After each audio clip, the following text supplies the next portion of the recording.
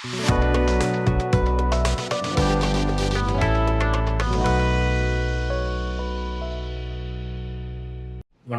நான் doctor Sabarinathan, ortho and spine consultant, Revathi medical centre. நம்ம இந்த வீடியோவில் மூட்டு தேய்மானத்தை பற்றி பார்க்க போகிறோம்.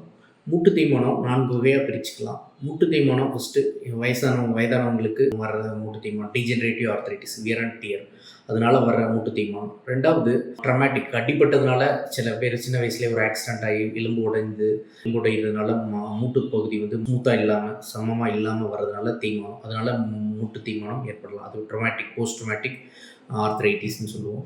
அதுக்கப்புறம் இன்ஃப்ளமேட்டரி ஆர்த்ரைட்டிஸ் அப்படின்னா அது வயது கம்மியானவங்க, ரிலேட்டிவ்லி யங்கர் ஏஜுக்கு வரும். அதாவது வயது கம்மியானவங்களுக்கே வரலாம். அது எப்படின்னா ஆட்டோஇம்யூன் டிசீசஸ் அல்லது இந்த மாதிரி ரொமட்டாய்டு ஆர்த்ரைட்டிஸ், இந்த மாதிரி நம்ம உடம்புல உள்ள ரத்தத்தில் உள்ள ப்ராப்ளம், ஆட்டோஇம்யூன் டிசீஸ்னால நம்ம மூட்டை தாக்கி நம்மளோட இம்யூனிட்டியே நம்மளோட மூட்டுகளை தாக்குறதுனால வர்ற மூட்டு தேய்மானம், அது பேர் இன்ஃப்ளமேட்டரி ஆர்த்ரைட்டிஸ்.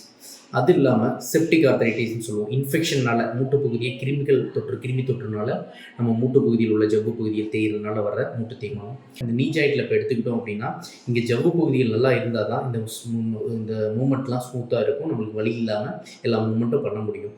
இப்போ நம்ம ஒரு அடிபட்டுறதுனால ஜவ்வு தேய்மானம் ஆகுது, இல்லை அடிபட்டு எலும்பு உராயுதல், அது மாதிரி வர்றப்ப என்ன ஆகும்னா மூட்டு பகுதி தேய்ஞ்சி போய் இந்த மாதிரி ஸ்மூத்தாக இல்லாமல், இந்த மாதிரி சீராக இல்லாமல் கரடு முரடாக ஆகிறதுனால இந்த ஜவ்வு பகுதி தேய்ஞ்சி இந்த போன்லாம் உரசுறதுனால நம்மளுக்கு பெயின் வருது. இந்த மாதிரி மூட்டு தேய்மானம் வர்றப்ப தான் நம்மளுக்கு மூட்டு நடக்கிறப்ப ஸ்டெபிலிட்டி இல்லாமல் இதாகிறது. மூட்டுகளோட ரேஞ்ச் ஆஃப் மோஷன், அதாவது மூட்டு முழுமையாக மடங்கிறது, இதெல்லாம் குறையும்.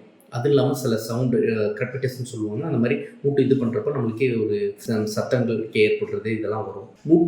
இந்த மாதிரி மூட்டு தேய்மானம் ஏற்படுறதுக்குள்ள அறிகுறிகள் என்னென்ன பிரச்சனைக்காக மருத்துவர்களை அணுகலாம் அப்படின்றத பற்றி பார்க்கலாம்.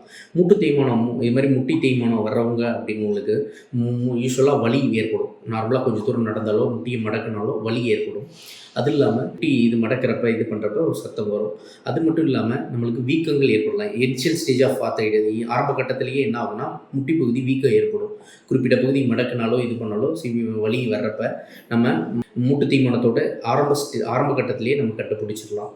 அது மட்டும் இல்லாமல் மூட்டு தேய்மானம் உள்ளவங்க நடக்கிறப்ப அவங்களுக்கு கால் உள்நோக்கி வளைஞ்சிருக்கிறது, இது மாதிரி வளைஞ்சிருக்கிறதுனால உள்நோக்கி விளைய ஆரம்பிச்சிடும். யூஸ்வலாக வேரஸ் டிஃபார்மிட்டின்னு, இது மாதிரி பிறவிலேயே நம்மளுக்கு மூட்டு வளைஞ்சிருக்கவங்களுக்கு இந்த மாதிரி மூட்டு தேய்மானம் சீக்கிரமே அந்த மூட்டு தேய்மானத்துக்குரிய சான்ஸ் அதிகமாக இருக்கும். ஏன்னா நம்ம மூட்டு உள்பகுதியில் வளைஞ்சிருக்காலோ இல்லை வெளிப்பகுதியில் வளைஞ்சிருக்காலோ மூட்டோட ஒரு பகுதியில் நம்மளோட பாடி வெயிட் டிரான்ஸ்மிட் ஆகும். ஸோ அந்த மாதிரி இருக்கப்ப மூட்டு வளைஞ்சு இருக்கவங்களுக்கு ஒரு பகுதியிலேயே மூட்டோட இது மாதிரி 2 பகுதி இருக்க மூட்டில் ஒரு பகுதியில் வெயிட் ஏற ஆரம்பிக்கிறப்ப அந்த பகுதியோட மூட்டு தேய்மானம் அதிகமாக சீக்கிரம் வந்துடும்.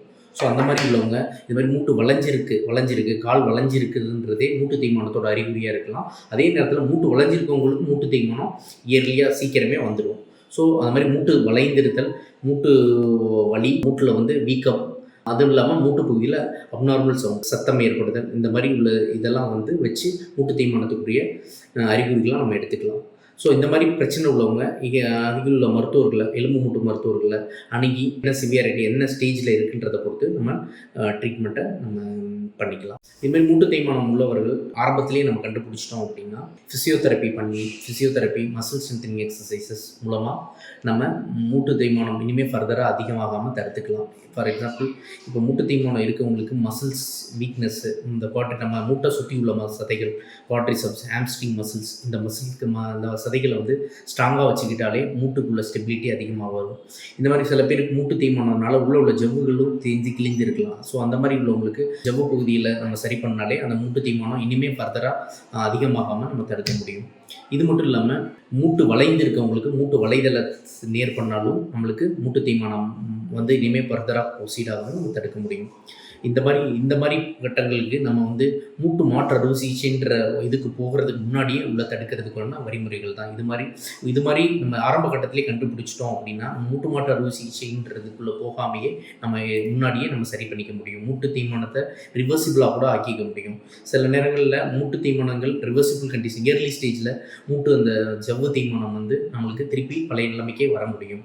ஒரு குறிப்பிட்ட கட்டத்தை தாண்டிடுச்சுன்னா மூட்டு தேய்மானத்தை நம்ம திருப்பி பழைய நிலைக்கு கொண்டு வர முடியாது. அதுக்கு அதுக்கு மூட்டு மாற்று அறுவை சிகிச்சைன்றது தவிர்க்க முடியாததாக ஆகிடும். மூட்டு மாற்று அறுவை சிகிச்சை முக்கியமாக கிரேட் 3, 4 ஆர்த்ரைட்டிஸ், அதாவது 3வது 4வது கட்டத்தில் உள்ள எலும்பு மூட்டு தேய்மானத்துக்கும், அதுவும் முக்கியமாக 60 வயதுகளுக்கு மேற்பட்டவர்களுக்கு தான் நாங்கள் ஆலோசனை வழங்குவோம்.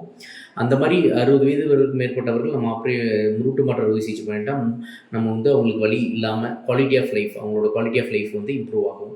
இந்த மூட்டு மாற்று அறுவை சிகிச்சையில் நம்ம மூட்டையும் மாற்ற போகிறது இல்லை, மூட்டில் உள்ள உராயிர சர்ஃபேஸ் பதிலாக செயற்கையான மூட்டு வைக்கிறப்ப நம்ம உராயிர மூட்டுகள் வந்து மாற்றப்பட்டு நம்மளுக்கு அந்த பெயின் வந்து குறைஞ்சிரும். இந்த மாதிரி மூட்டு மாற்று அறுவை சிகிச்சை செய்தவர்களுக்கு ஆப்ரேஷன் சர்ஜரி பண்ணதுக்கப்புறம் உள்ள பெயின் வலியை குறைக்கிறதுக்கு மருந்துகள் வழங்கப்படும். இந்த மாதிரி வலி வந்து கிராஜுவலாக அதுக்கப்புறம் மூட்டு மாற்று அறுவை சிகிச்சை செய்ததுக்கப்புறம் ஃபிசியோதெரப்பி ஒழுங்காக அதை கடைப்பிடிச்சி பண்ணணும் அப்படின்னா ஒரு 1.5 மாதம் 6 வாரத்துக்கு அப்புறம் வலிகள் ஃபுல்லாக நிரந்தரமாக க்யூர் ஆகிடும். 90% வலி குறைஞ்சிரும். அப்புறம் கிராஜுவலாக மீதி உள்ள வலியும் குறைஞ்சிரும். இந்த மாதிரி மூட்டு மாற்று அறுவை சிகிச்சை செய்து கொண்டு நம்ம வந்து உடல் ஃபிசியோதெரப்பி பண்ணிக்கிட்டோம் அப்படின்னா நம்மளால் இயற்கையான வாழ்க்கைக்கு திரும்ப முடியும். எல்லா வேலைகளையும் பண்ணிக்க முடியும். இதனால நம்மளோட மக்களோட வயதானவர்களோட குவாலிட்டி ஆஃப் லைஃப் இம்ப்ரூவ் ஆகும். அதனால் நம்ம வந்து தேவையில்லாமல் வலி மாத்திரை போடுறது இது பண்ணுறதை நம்ம அவாய்ட் பண்ணிக்க முடியும். இதுவரைக்கும் மூட்டு மற்றும் மூட்டு வலி பற்றிய விஷயங்களை வந்து இந்த வீடியோவில் பார்த்துருப்பீங்க. இது மேலே எதுவும் சந்தேகங்கள் இருந்தால் இந்த வீடியோவில் கமெண்ட் பண்ணுங்கள். நன்றி.